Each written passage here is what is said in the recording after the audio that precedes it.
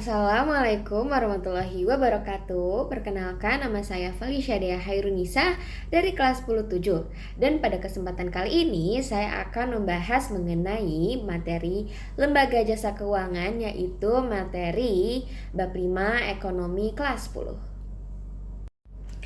Baiklah, pada materi ini terdapat 7 subbab. Yang pertama ada otoritas jasa keuangan, yang kedua lembaga jasa keuangan perbankan, yang ketiga pasar modal, yang keempat perasuransian, yang kelima dana pensiun, yang keenam lembaga pembiayaan, dan yang ketujuh pegadaian. Oke, jadi pertama kita akan membahas mengenai OJK atau Otoritas Jasa Keuangan. Jadi OJK adalah lembaga negara yang dibentuk berdasarkan UU nomor 21 tahun 2011 yang independen dan bebas dari campur tangan pihak lain, yang mempunyai fungsi, tugas, dan wewenang pengaturan, pengawasan, pemeriksaan, dan penyidikan terhadap keseluruhan kegiatan di sektor jasa keuangan. Yang kedua ada tujuan OJK. Yang pertama adalah agar keseluruhan kegiatan di sektor jasa keuangan terselenggara secara teratur, adil, transparan, dan akuntabel. Yang kedua, agar keseluruhan kegiatan di sektor jasa keuangan mampu mewujudkan sistem keuangan yang tumbuh secara berkelanjutan dan stabil.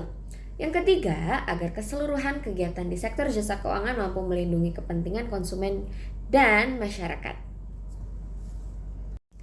Baiklah, selanjutnya ada fungsi, tugas, dan wewenang OJK. Pertama, kita akan membahas mengenai fungsinya terlebih dahulu. Jadi, OJK berfungsi untuk menyelenggarakan sistem pengaturan dan pengawasan yang terintegrasi terhadap keseluruhan kegiatan di sektor jasa keuangan.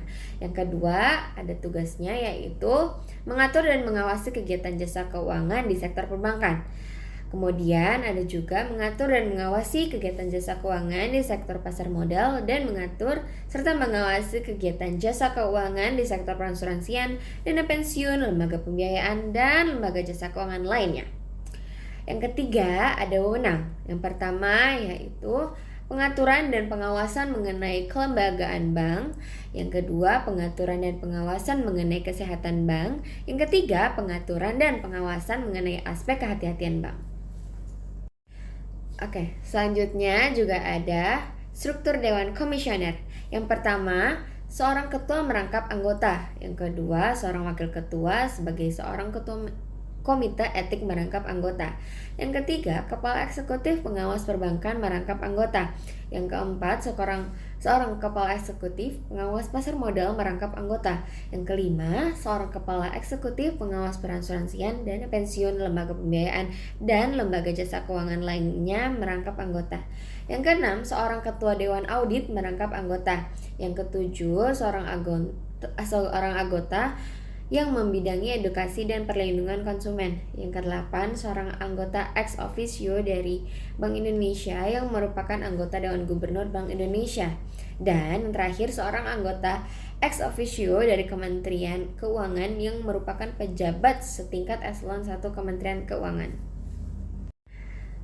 Kemudian ada pelayanan OJK terhadap konsumen dan masyarakat. Untuk perlindungan konsumen dan masyarakat, OJK berwenang melakukan tindakan pencegahan kerugian konsumen dan masyarakat, pelayanan pengaduan konsumen, dan berwenang melakukan pembelaan hukum. Yang keenam, ada hubungan kelembagaan. Dalam melaksanakan tugasnya, OJK berkoordinasi dengan Bank Indonesia dalam membuat peraturan pengawasan di bidang perbankan. Antara lain, yang pertama, kewajiban pemenuhan modal minimum bank. Yang kedua, sistem informasi perbankan yang terpadu. Yang ketiga, kebijakan penerimaan dana dari luar negeri, penerimaan dana valuta asing, dan pinjaman komersial luar negeri. Yang keempat, produk perbankan, transaksi derivatif, kegiatan usaha bank lainnya. Yang kelima, penentuan institusi bank yang masuk kategori systemically important bank. Dan yang terakhir, data lain yang dikecualikan dari ketentuan tentang kerahasiaan informasi. Yang ketujuh juga ada Forum Koordinasi Stabilitas Sistem Keuangan. Untuk menjaga stabilitas sistem keuangan, dibentuk Forum Koordinasi Stabilitas Sistem Keuangan dengan anggota yang terdiri atas. Yang pertama, ada Menteri Keuangan selaku anggota merangkap koordinator. Yang kedua, ada Gubernur Bank Indonesia selaku anggota. Yang ketiga, Ketua Dewan Komisioner OJK selaku anggota. Dan yang terakhir ada Ketua Dewan Komisioner Lembaga Penjamin Simpanan selaku anggota. Kita akan melanjutkan kepada subbab yang kedua, yaitu lembaga jasa keuangan perbankan. Yang pertama adalah pengertian bank. Dalam UU Perbankan nomor 7 tahun 1992 dan UU Perbankan nomor 10 tahun 1998 tentang perubahan atas UU nomor 7 tahun 1992 tentang perbankan, dijelaskan bahwa bank adalah badan usaha yang menghimpun dana dari masyarakat dalam bentuk simpanan dan menyalurkan kepada masyarakat dalam rangka meningkatkan taraf hidup rakyat banyak. Yang kedua ada fungsi bank. Berdasarkan pasal 3 UU nomor 7 tahun 1992 dan UU nomor 10 tahun 1998 tentang perbankan, fungsi utama perbankan Indonesia adalah sebagai penghimpun dan penyalur dana masyarakat. Selain itu, bank juga berfungsi sebagai pelayan, penghimpun dana dari masyarakat, penyalur dana ke masyarakat, serta pelayanan masyarakat. Berdasarkan ketiga fungsi utama bank di atas, maka dapat dikatakan bahwa fungsi bank tersebut adalah sebagai lembaga perantara keuangan atau financial intermediary.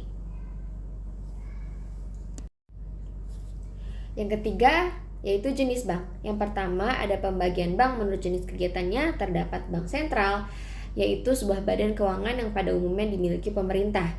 Yang kedua adalah bank umum. Bank umum adalah bank yang melaksanakan kegiatan usaha secara konvensional atau berdasarkan prinsip syariah yang dalam kegiatannya memberikan jasa lalu lintas pembayaran. Yang ketiga ada bank syariah, yaitu berdasarkan UU Republik Indonesia nomor 21 tahun 2008 tentang perbankan syariah. Bank syariah adalah bank yang menjalankan kegiatan usahanya berdasarkan prinsip syariah.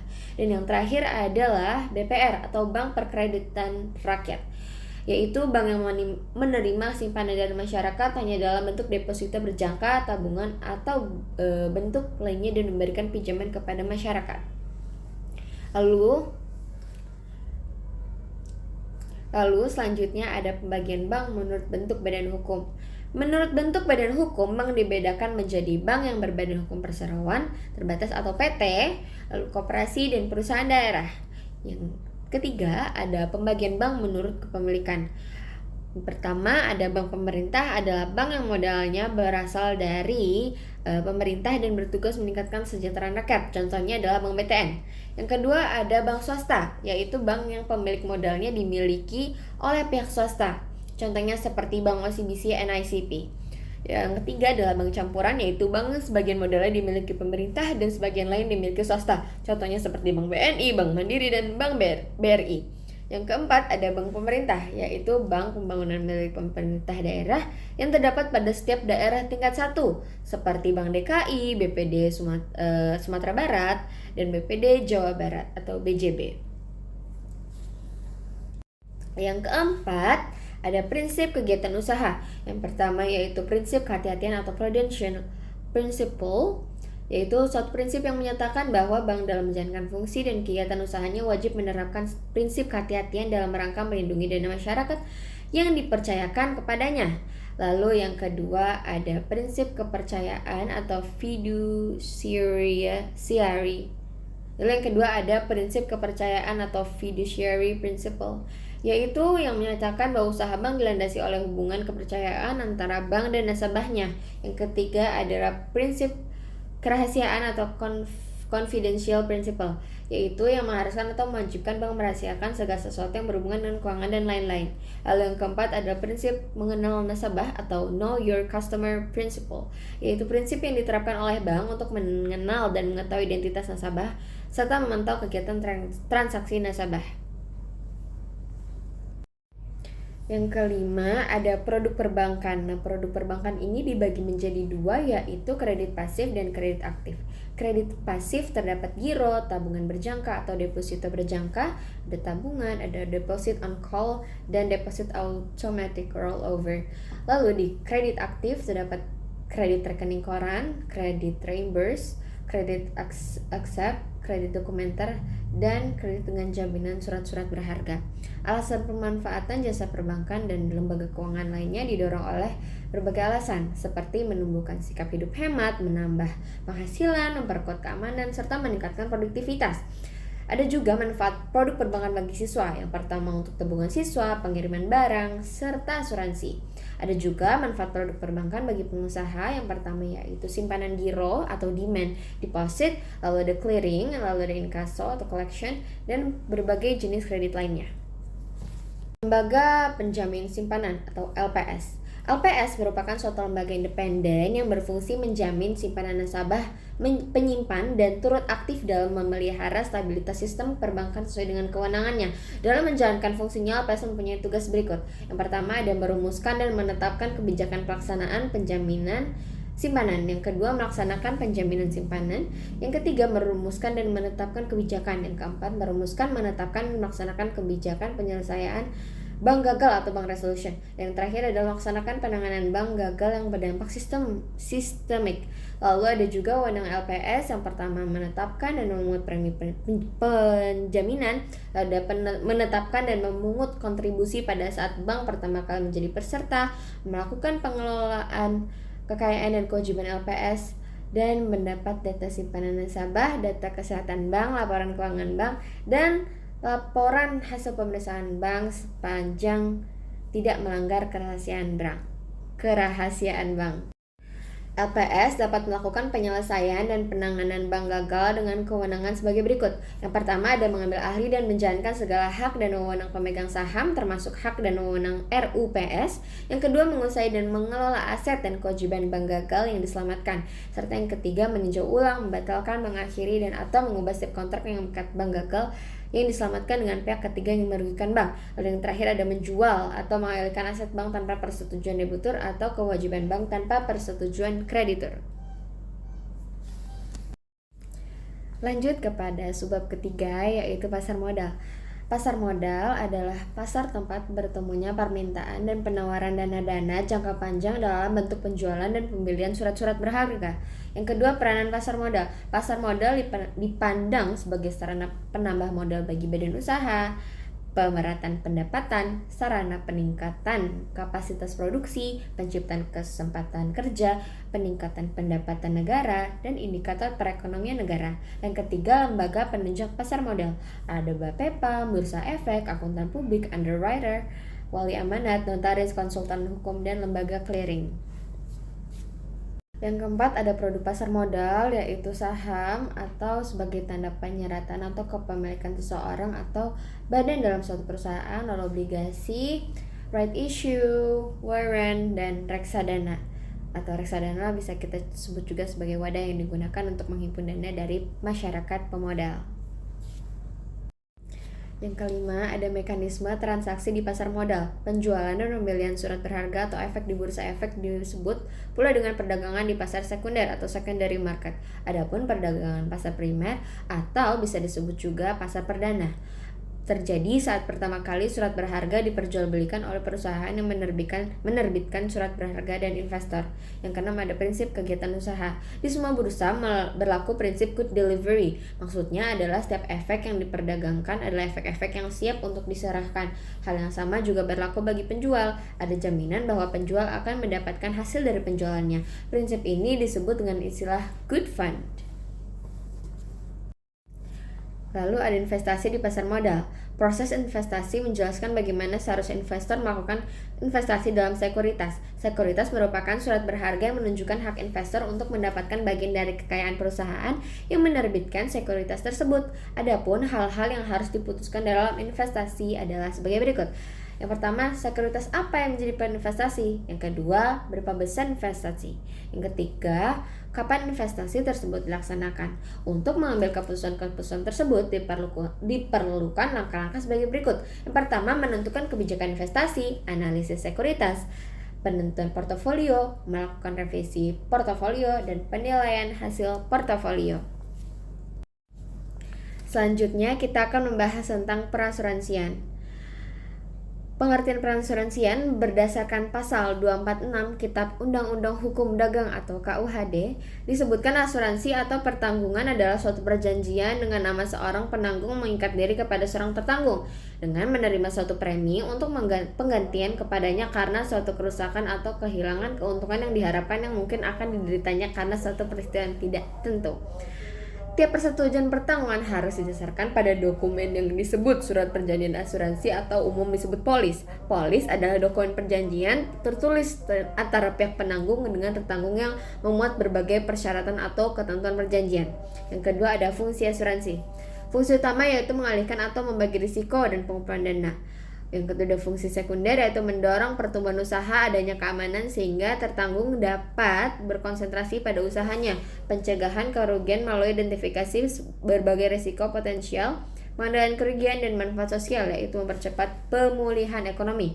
Yang ketiga ada peran asuransi, yaitu yang pertama memberikan keamanan, yang kedua menghasilkan sumber dana, dan yang ketiga mendorong pertumbuhan ekonomi. Yang keempat ada jenis asuransi. Menurut Umi Karoma Sigma 2011, asuransi dapat dibagi menjadi beberapa jenis. Yang pertama ada dari segi sifatnya, yaitu asuransi sosial atau asuransi wajib, dan ada juga asuransi sukarela. Lalu yang kedua ada dari segi objek dan bidang usahanya. Ada asuransi orang, asuransi umum atau asuransi kerugian, lalu ada perusahaan reasuransi umum, serta perusahaan asuransi sosial. Lalu ada juga yang kelima prinsip kegiatan usaha asuransi. Yang pertama insurable interest atau kepentingan yang dapat diasuransikan. Yang kedua utmost good faith atau dengan itikat baik. Yang ketiga proximate cause atau penyebab dominan. Yang keempat ada indemnity atau pengganti kerugian. Dan yang kelima ada subrogation atau subrogasi. Dan yang keenam ada contribution atau kontribusi. Lalu yang keenam ada produk asuransi. Yang pertama ada asuransi jiwa, kesehatan, kendaraan, pendidikan, dan juga properti. Selanjutnya ada dana pensiun. Menurut pengertiannya berdasarkan UU nomor 11 tahun 1992 tentang dana pensiun, disebutkan dana pensiun adalah badan hukum yang mengolah dan menjalankan program yang menjanjikan manfaat pensiun. Lembaga yang mengurus pertanggungan pensiun disebut lembaga dana pensiun. Terdapat 2 jenis program pensiun. Yang pertama program pensiun manfaat pasti atau PPMP atau defined benefit. Yang kedua ada program pensiun iuran pasti atau PPIP atau defined contribution. Lalu yang kedua ada fungsi dana pensiun yang utama adalah menyediakan dana atau uang pertanggungan apabila peserta meninggal dunia atau mengalami kecelakaan atau cacat sebelum mencapai usia pensiun. Yang ketiga ada peran. Yang pertama ada penyediaan biaya hidup di hari tua. Kedua sarana peningkatan ekonomi dan penambah motivasi dan ketenangan kerja.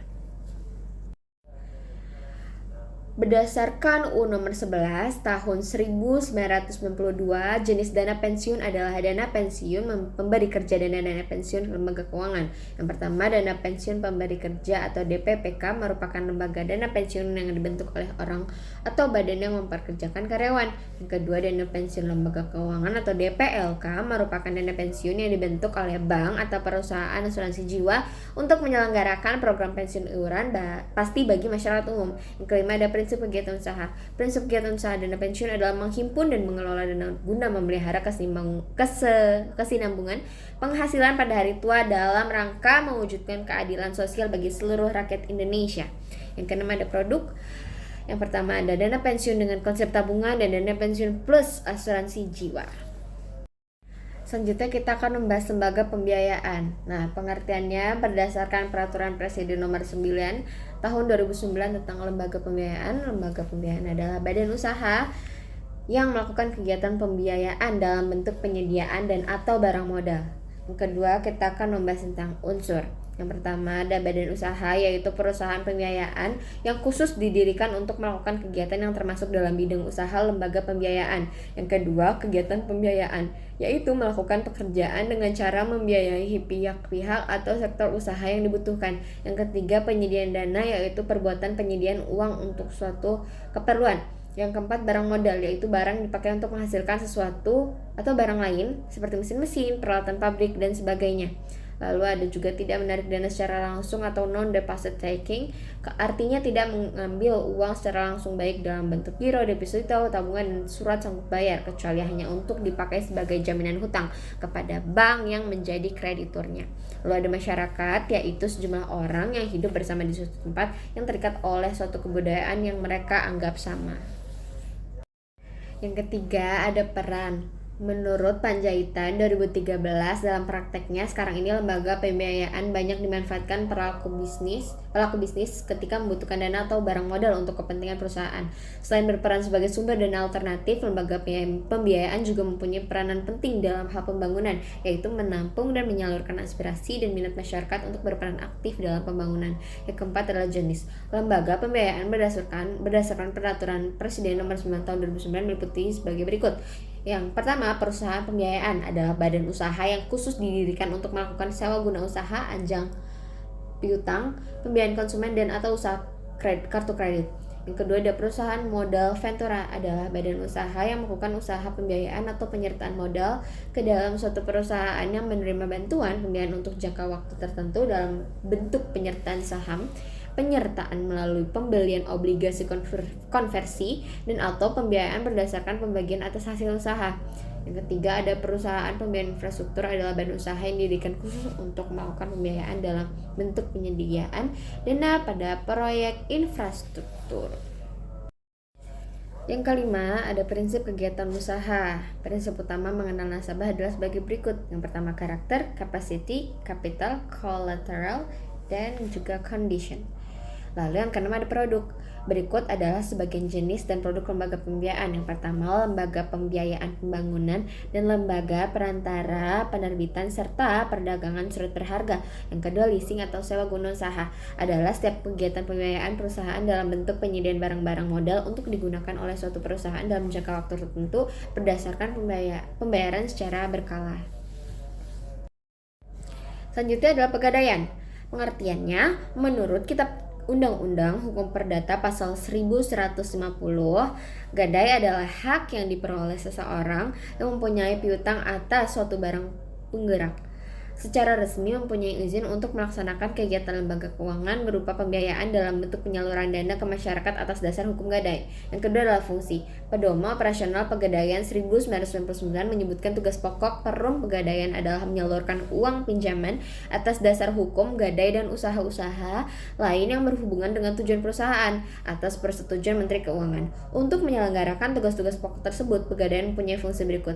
Yang pertama, mengolah penyaluran uang pinjaman atas dasar hukum gadai dengan cara cepat, mudah, dan aman. Yang kedua, menciptakan dan mengembangkan usaha-usaha lain yang menguntungkan bagi masyarakat ataupun perusahaan. Yang ketiga, mengelola keuangan, perlengkapan kepegawaian, dan diklat. Lalu yang keempat ada mengelola organisasi tata kerja dan tata laksana.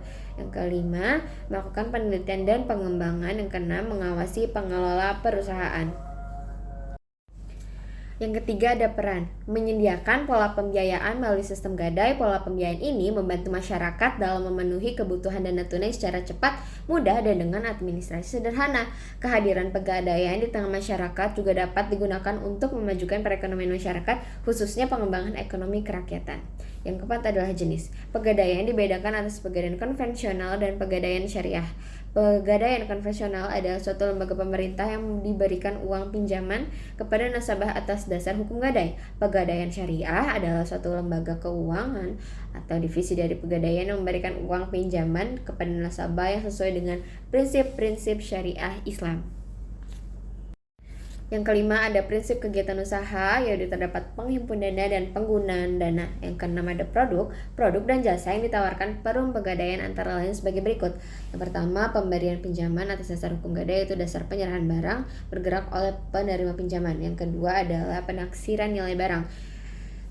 Yang ketiga adalah penitipan barang. Yang terakhir adalah jasa lain seperti kredit pada pegawai dengan penghasilan tetap dan gold counter atau penjualan emas.